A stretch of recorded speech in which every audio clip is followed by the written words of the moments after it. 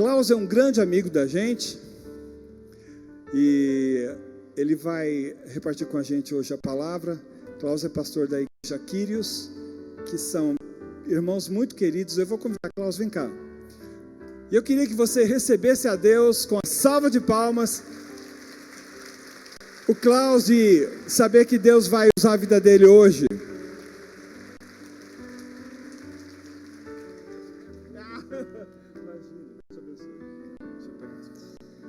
Queridos, graça e paz, que bênção. Eu me sinto privilegiado de estar com vocês aqui. Eu tenho um grupo de amigos há 7 anos com o Anésio. Ele é um dos nossos mentores, o nosso mentor, há 7 anos. Eu ia brincar com vocês, mas acho que eu não tenho essa liberdade ainda. É uma bênção, mas morram de inveja. Estou brincando. É muito legal. É um tempo onde Deus tem nos ensinado grandemente e eu venho aqui, eu me sinto parte daqui, eu me sinto parte da igreja. Vocês têm nos abençoado muito lá na Quírios, muito. Vocês não sabem quanto a gente aprende com vocês. Em 2010, mais ou menos, o Anésio começou a nos ensinar, começou a nos cuidar. E a Quírios, ela está quase triplicando de número depois que o Anésio começou a abençoar a gente, queridos. Então vamos aplaudir o Senhor pela vida do Anésio, pelas bênçãos que Ele tem nos dado. Amém, queridos? Glória a Deus. Mas eu imagino que para você seja diferente receber uma outra palavra no domingo, que você está esperando o seu pastor, não é assim? Não é assim? Eu vi alguns irmãos que me conhecem passando pelo corredor, falaram, o Anésio não está aí. Cuidado, irmão, cuidado. A gente sente, né? Mas é igual também lá na Quírios e o Anésio, ele ligou para mim e falou assim, olha, eu queria que você viesse pregar domingo. Eu falei, mas é ceia. Ele falou, não tem problema, põe a sua esposa para pregar e vai para Carisma. E como ele manda lá também e tudo, e a gente... Aí eu disse para minha esposa assim, o Anésio está mandando você pregar domingo. Ela olhou, oxe? Falei, falou, tá bom. Você acredita? Tá bom, resolveu assim, simples assim, e ela está pregando lá, graças a Deus. Obrigado por vocês estarem aqui, obrigado por vocês estarem dando essa oportunidade, obrigado Silas, Gil, pelo carinho que vocês têm comigo, pela maneira como vocês também têm nos abençoado lá. Silas falou para os nossos adolescentes há pouco tempo, e nós temos desenvolvido uma comunhão tão profunda, que temos sido ricamente abençoados para a graça, pela glória do nosso Senhor Jesus. Amém, queridos? Quero pedir para você ficar de pé um pouquinho, só levantar um pouquinho. Levanta. O Anésio falou que eu tenho que ser eu. Tudo bem? Eu esqueci de agradecer o coral. Tem gente do coral aqui hoje de manhã? Eu preciso agradecer vocês. Vocês foram lá inaugurar a Quírios. Muito obrigado. Olha, vocês não sabem como vocês abençoaram a gente. Vocês não têm noção. Logo depois começou um coral na Quírios. Olha que tremendo, né? E Deus usou vocês. E eu falo para eles, está vendo esse coral enorme, lindo que a Carisma tem? Eu falava para eles, nós vamos ter um dia. E eles estão começando, está crescendo. Todo mês entra gente. Eu queria aplaudir o Senhor pela vida do coral também. Muito obrigado. Eles inauguraram o nosso templo novo. Levante suas 2 mãos para o alto, assim, ó, ponha bem alto a sua... Vocês sabem que eu sou pentecostal, né? Sabe, né? Tudo bem para vocês? Amigos? Levante suas 2 mãos para o alto e diga assim, Senhor, obrigado, porque eu estou na tua casa. Eu te agradeço pelos meus irmãos, por essa comunidade, pelos meus pastores, em nome de Jesus. Agora aplauda o Senhor, faça um grande barulho aqui de louvor a Deus, faça um grande barulho de adoração a Deus aqui.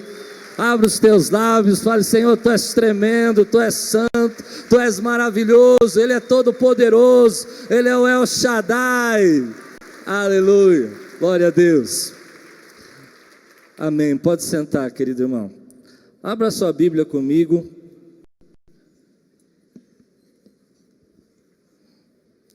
Eu achei bonito que mudou aqui tudo, né? Quando eu vim, acho que no começo do ano, né? Tem uma passarela, você vem até aqui assim. Glória a Deus, gostei. Abra sua Bíblia em 1 Samuel, capítulo 18, versículo 1 a 4. 1 Samuel, capítulo 18, 1 a 4. Você sabe que uma das coisas que eu tenho muita alegria de quando eu venho pregar aqui é falar assim: tema de hoje, essa eu me realizo. Eu quero pregar sobre amigos que curam.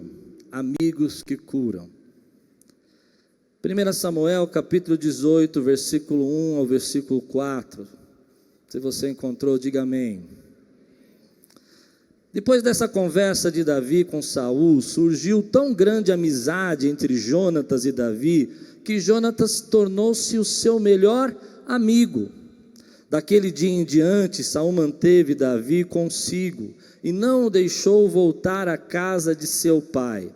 E Jonatas fez um acordo de amizade com Davi, pois se tornara o seu melhor amigo. Jonatas tirou o manto que estava vestindo e o deu a Davi, com a sua túnica e até a sua espada, seu arco e seu cinturão. Vamos orar? Senhor, fala conosco nessa manhã.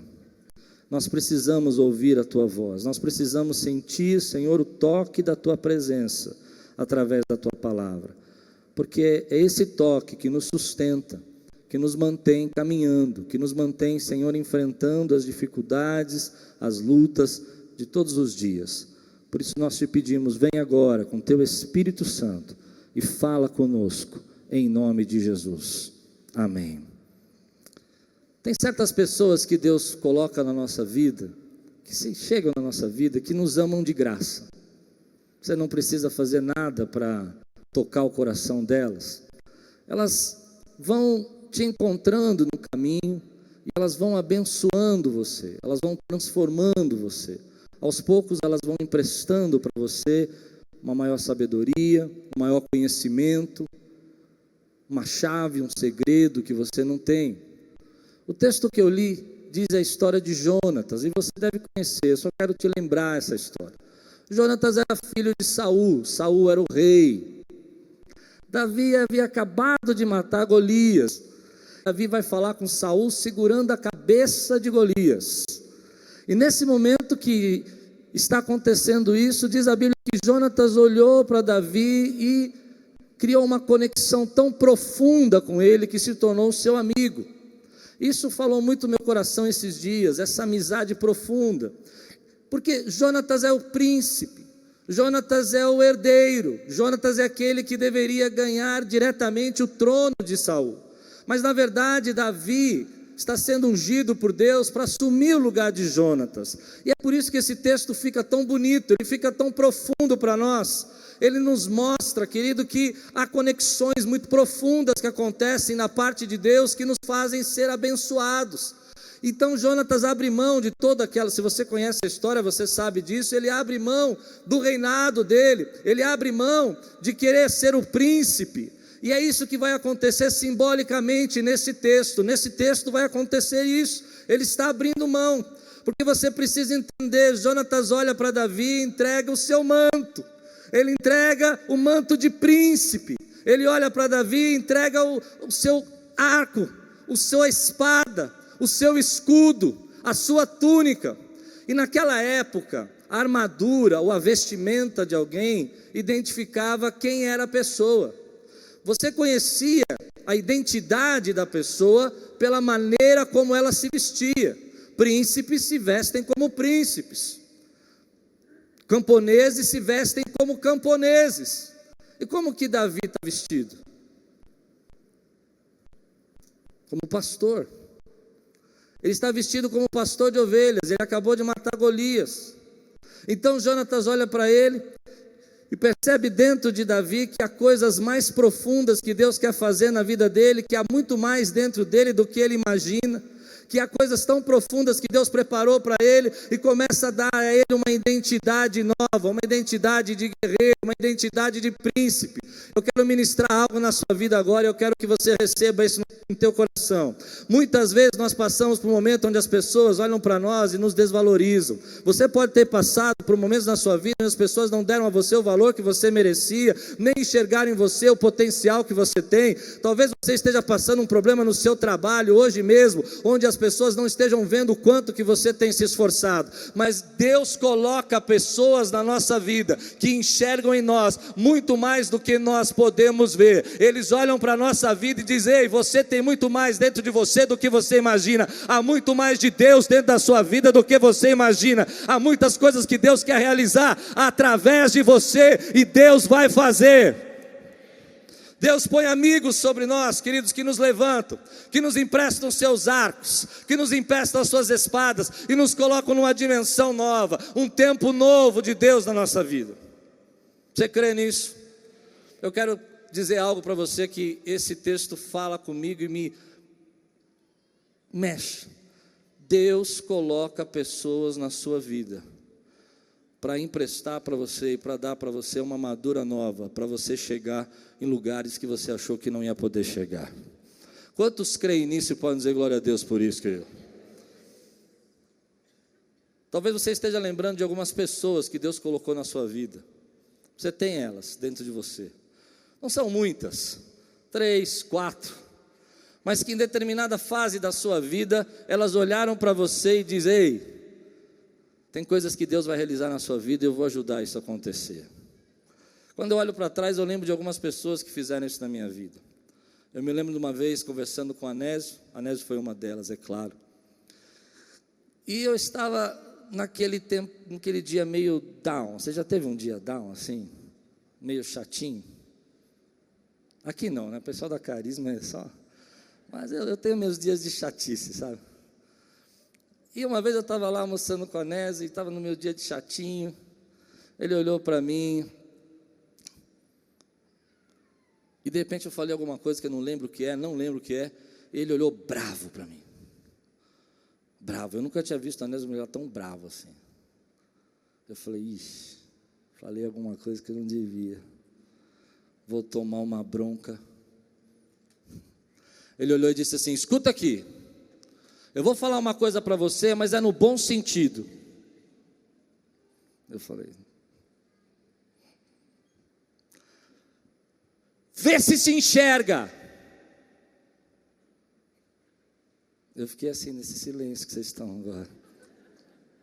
Pois bem, aquela palavra entrou no meu coração. E eu entendi o que ele queria dizer. Ele falou assim: para de ficar reclamando, para de ficar chorando, enxerga o que Deus está fazendo na sua vida, enxerga quanto tem de Deus em você, enxerga quanto tem da graça de Deus na sua vida. Eu quero dizer isso para você, meu irmão, hoje vê se enxerga, vê o quanto Deus está fazendo na tua vida, enxerga quanto Deus tem derramado sobre você, enxerga quanto poder da glória dele tem na sua casa, vê se enxerga, meu irmão, e começa a enxergar que Deus está trazendo coisas novas, Deus tem armadura nova para você. Essa manhã eu quero que essa pregação venha fortalecer o seu escudo da fé, venha fortalecer a sua espada da palavra, venha olhar para você mesmo e dizer assim: ei, eu sei que Deus tem coisas grandes para fazer na minha vida, e Ele vai colocar conexões, Ele vai colocar pessoas na minha vida, que vai me fazer chegar e me ensinar, me fazer a entender os mistérios que Ele tem para mim, e vai me levar aos lugares onde planejou. Se você crê, dá um glória a Deus aqui, diga amém. Deus traz conexões. A resposta de Deus é as conexões para a nossa vida.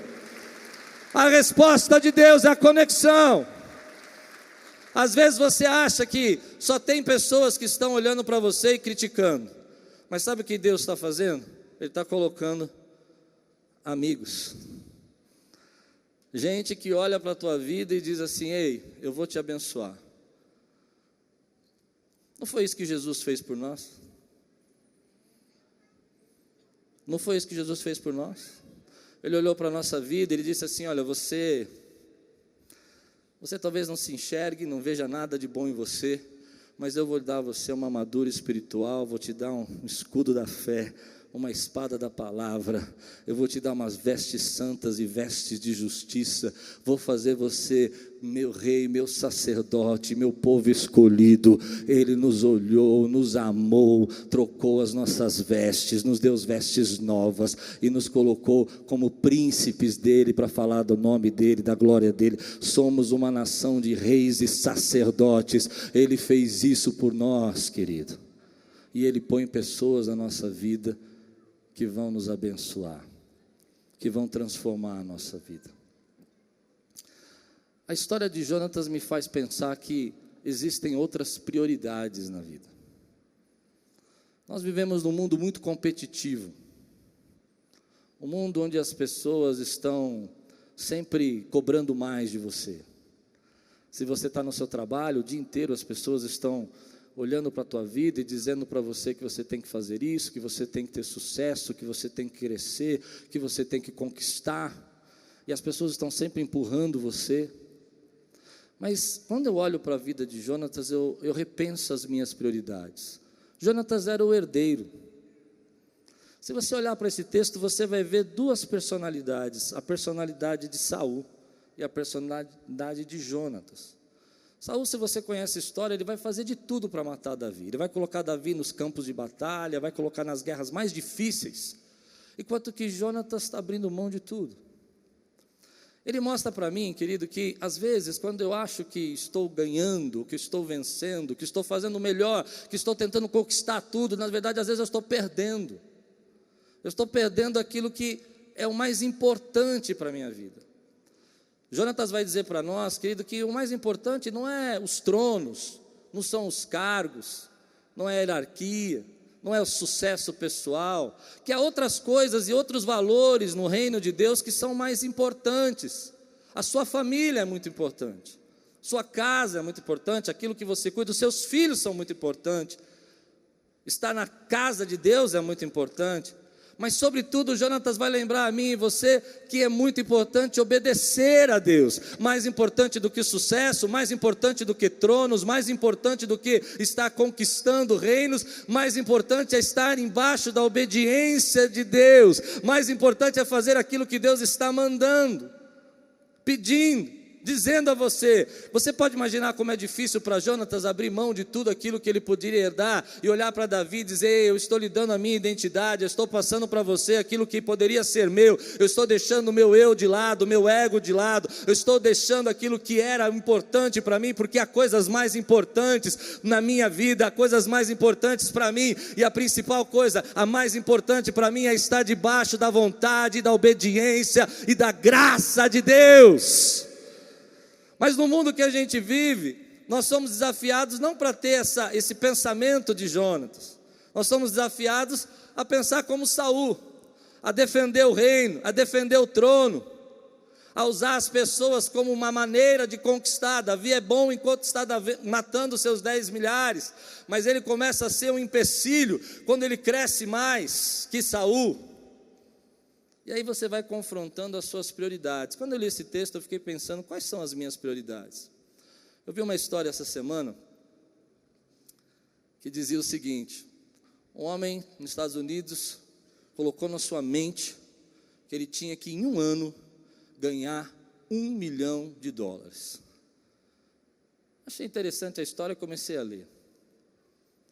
E ele disse que durante aquele ano ele patenteou uma marca, criou um projeto, saiu vendendo pelos Estados Unidos inteiro, e o propósito dele era esse.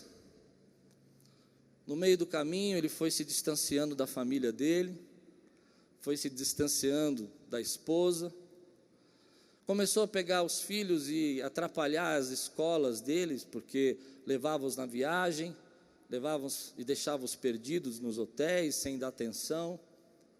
Um ano depois, ele conquistou $1 milhão. Mas quando ele conquistou $1 milhão, chegou na mão dele a carta de divórcio da esposa. Um filho estava na droga, outro estava com problema psicológico, outro estava mal na escola, a família dele estava destruída. E ele parou para pensar que aquilo que ele determinou como o mais importante na vida dele não era o mais importante. Às vezes nós estamos vivendo tão sufocados, tão cansados, tão pesados, correndo atrás de tanta coisa e pressionado por tanta pressão, e nós esquecemos que o mais importante está do nosso lado. Jonas nos ensina que nós não precisamos lutar ou guerrear por tronos, reinos, cargos, mas que quando nós estamos embaixo da obediência e da vontade de Deus, a vontade soberana dEle vai nos conduzir segundo o propósito, o desejo e o desígnio dEle. Eu creio que Deus sustenta a nossa vida. Eu vejo quantas vezes as pessoas estão cansadas e preocupadas e ansiosas, porque elas olham para a vida delas e elas dizem: eu não aguento mais essa competição. Eu digo: você pode descansar. Deus tem controle na sua vida. Deus cuida de você. Deus sustenta você. Você não precisa disputar por cargos, títulos, tronos e reinos, porque é Deus quem preparou para você a vontade dEle e o desígnio dEle. As nossas vidas estão debaixo da mão de Deus. Ele determina a vontade dEle para nós. Quantos creem nisso aqui? Quantos podem dizer: Senhor, a Tua vontade é soberana na minha vida? Eu descanso. É interessante que quando a gente olha para esse texto, a gente percebe a atitude de Jonatas, nós ficamos meio perdidos com isso, porque falamos: mas como é que isso pode funcionar na nossa vida? Será que isso funciona no mundo de hoje? Será que isso funciona? Porque no mundo nós temos uma cultura. A cultura do mundo é a cultura de Saul.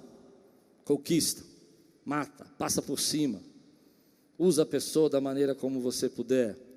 Na cultura do mundo, você vai entender que você precisa defender o seu posto. Mas na cultura do reino de Deus, e nós estamos debaixo da cultura do reino de Deus, é a cultura de que você entende que você precisa se dar, que você entende que você precisa amar, que você entende que você precisa ser amigo. Na cultura do reino de Deus, você descobre, querido, que se você quiser ser o maior, você precisa ser o menor.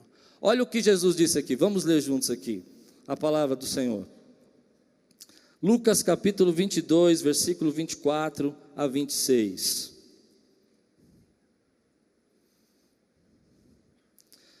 Surgiu também uma discussão entre eles acerca de qual deles era considerado o maior. Jesus lhes disse: os reis das nações dominam sobre elas, e os que exercem autoridade sobre elas são chamados benfeitores. Mas vocês, nós, não serão assim, ao contrário, o maior entre vocês deverá ser como o mais jovem, e aquele que governa como que serve. Na cultura do reino de Deus, querido, o maior precisa ser o menor, o maior precisa ser o menor. É aquele que diz assim: ei, eu estou disposto a servir, eu estou disposto a levantar você, eu estou disposto a dizer para você que Deus tem coisas grandes para fazer na sua vida, eu estou disposto a emprestar a minha espada para você, o meu escudo da fé, levantar a sua fé hoje e dizer para você que Deus pode fazer coisas grandes. É isso que acontece no reino de Deus. No reino de Deus nós não buscamos cargos, não buscamos títulos, buscamos que a graça, a vontade de Deus se estabeleça nesse lugar, nessa igreja, para a glória dEle.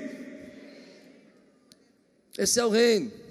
E às vezes nós não entendemos isso, e nós não somos culpados tanto por isso, porque nós vivemos nesse mundo de Saul. Quantos entendem aqui o mundo de Saul que eu estou falando? Nós vivemos nisso, mas nós não podemos deixar o mundo de Saul entrar dentro da igreja. Nós não podemos deixar que esse mundo se torne nosso relacionamento. O nosso relacionamento é um relacionamento de amigo, é um relacionamento de Jonatas. Nós trazemos a cultura do reino, e a cultura do reino é aquilo que eu vi o Silas falando: abençoar pessoas. A cultura do reino é transformar vidas. Pessoas vão chegar aqui, e têm chegado todo mês, eu vejo isso, vestidas, despreparadas, mas vão receber de você, um escudo novo e uma espada nova. Chegam aqui às vezes pessoas que precisam de um apoio, e essa é a igreja do Senhor Jesus. A igreja do Senhor Jesus olha para as pessoas e diz assim: ei, eu vejo em você mais do que você tem, e eu vou dar a você um escudo, eu vou te dar uma túnica limpa, branca, de santidade que Jesus nos dá, e eu vou fazer com que você cresça na sua fé, que você estabeleça a palavra de Deus na sua vida, e ela vai ser a sua espada, porque nós somos a igreja do Senhor Jesus Cristo. Isso para mim é muito forte. Às vezes nós não percebemos. Agora há pouco tempo lá na Quírios, onde eu sou pastor, eu estava numa reunião, entre alguns pastores,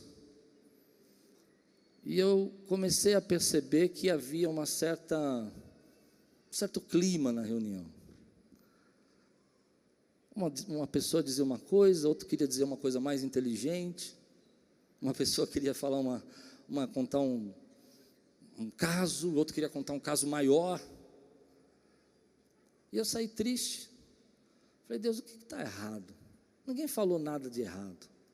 E o Espírito Santo falou para mim, o que está errado é que a cultura, e o que é cultura?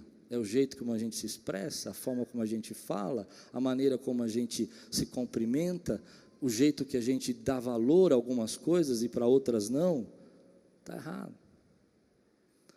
Então, quando eu li o texto, esse texto falou muito comigo por isso. Porque quem aqui não quer ter um Jonatas na sua vida?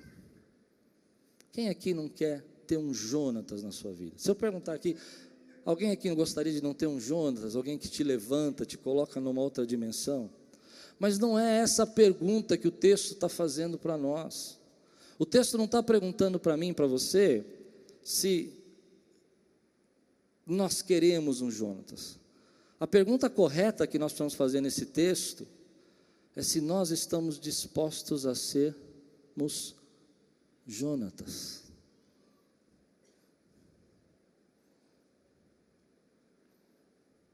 Essa é a pergunta.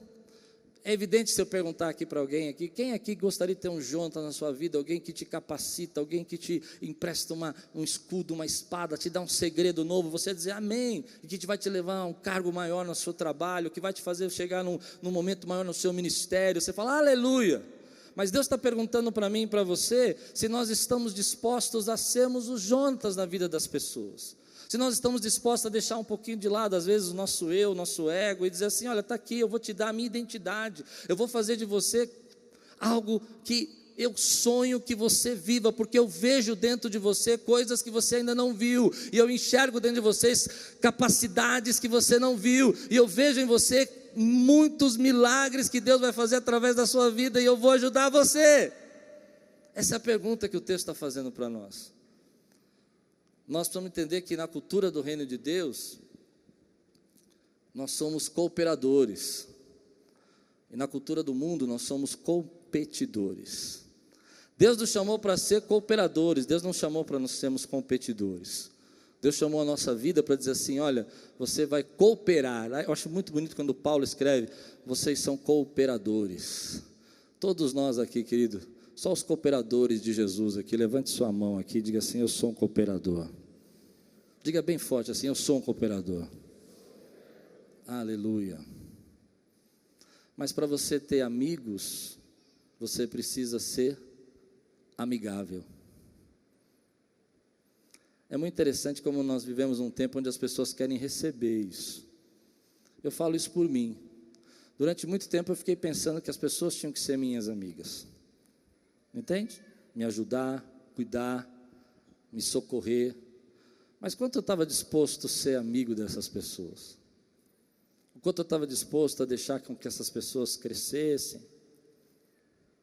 Quanto eu estava disposto a ver a bênção de Deus e dizer assim, ei, eu me alegro com as bênçãos que Deus está fazendo na sua vida. Eu quero dizer algo que o Espírito Santo tocou meu coração para dizer aqui.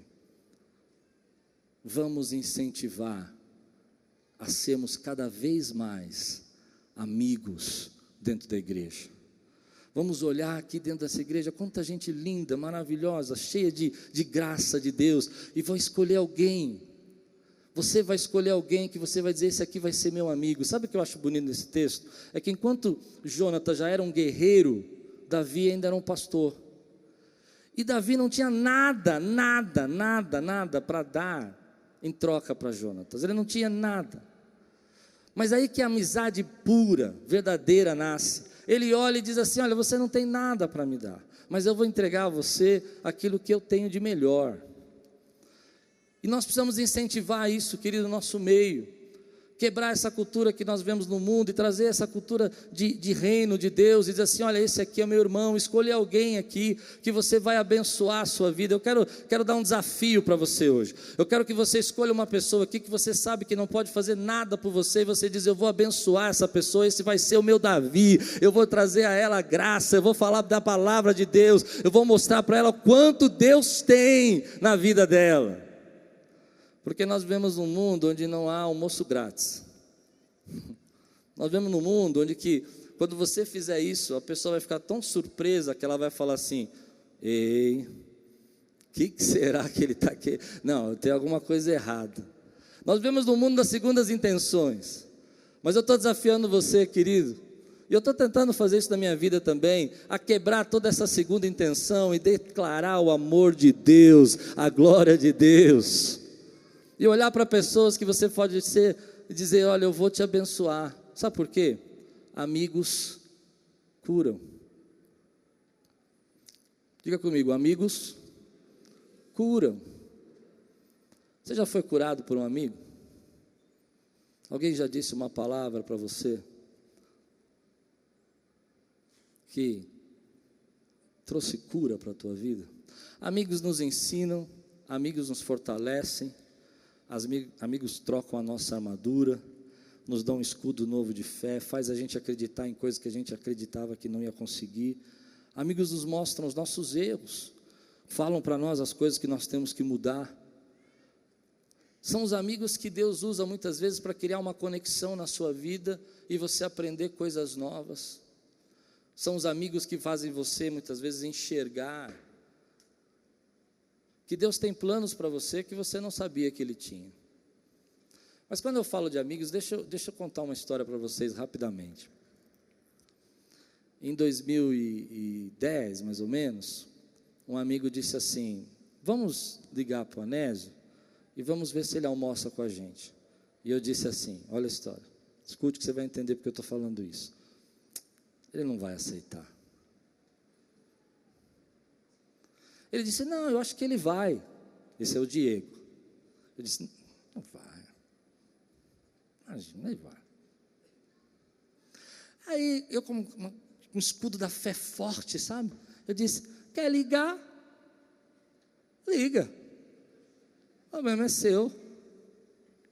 Ele disse, então eu vou ligar. Eu falei, então liga. Pensando. Coitado, né? Meia hora depois ele me retorna assim, fala assim, olha, o almoço está marcado, vai ser quinta-feira em tal lugar. E eu digo, mas sabe o que foi a lição que Deus me ensinou aí?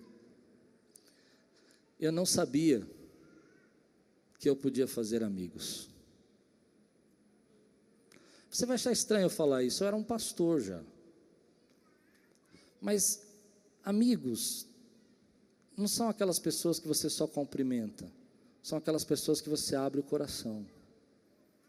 Às vezes nós colocamos tanta dificuldade para isso, e nós ficamos tão preocupados se as pessoas vão nos ajudar, se tem gente que quer nos ajudar, mas se você quiser ter um Jonatas na sua vida, você precisa ser um Jonatas. Se você não for um Jonatas, você não pode ser um Jonatas. Se você não souber agir como um Jonatas, você não consegue receber um na sua vida. E às vezes as pessoas não sabem que quando elas chegam, já com segunda intenção, todo mundo percebe, não percebe? Se alguém chega na tua vida com segunda intenção, você já sabe que ela tem segunda, e aí você já fechou tudo. E foi tão interessante que no primeiro almoço que nós fizemos, nós sentamos, e ninguém se conhecia direito. Tudo bem? Aí outro responde, tudo bem. E a igreja lá? Legal. E lá? Show. E está indo bem? Bem. E a família? Responde. E a família? E teu filho?